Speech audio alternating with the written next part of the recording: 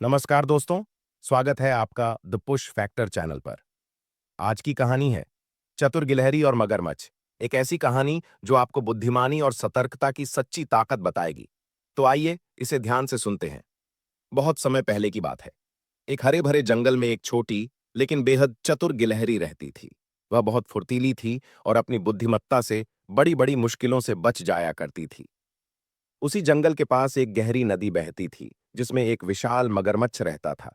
वह बहुत ही चालाक और धूर्त था और हमेशा किसी न किसी जानवर को अपने भोजन का शिकार बनाने की ताक में रहता था।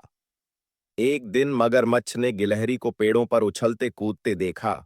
उसने सोचा, अगर मैं इसे किसी तरह से पकड़ सकूं तो एक स्वादिष्ट भोजन मिल जाएगा।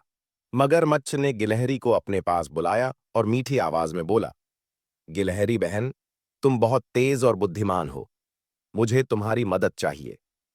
गिलहरी सतर्क थी। उसने पूछा, कैसी मदद? मगरमच्छ ने चालाकी से कहा, मैं जंगल के राजा शेर के लिए एक बहुमूल्य मोती खोज रहा हूं, लेकिन मुझे अकेले नदी के उस पार जाने में डर लग रहा है। अगर तुम मेरी पीठ पर बैठकर जाओ और मोती खोजने में मेरी मदद करो, तो हम दोनों को इनाम मिलेगा। गिलहरी समझ गई कि मगरमच्छ उसे धोखा देना चाहता है। उसने मुस्कुराकर कहा, वाह, यह तो बहुत अच्छी बात है। लेकिन राजा शेर ने कहा था कि कोई भी मोती पाने के लिए पहले नदी के पानी में डुबकी लगानी होगी। अगर तुम सच में मोती लाना चाहते हो तो पहले खुद डुबकी लगाओ और मोती खोज कर लाओ। मगरमच्छ को यकीन था कि गिलहरी सच कह रही है। वह तुरंत नदी में डुबकी लगाने के लिए तैयार हो गया। जैसे ही मगरमच्छ ने अपनी पीठ पानी के नीचे की, गिलहरी झट से कूदकर पास के पेड़ पर चढ़ गई। गिलहरी हंसते हुए बोली, अरे मगरमच्छ भैया, मैं इतनी मूर्ख नहीं कि तुम्हारे झांसे में आ जाऊं।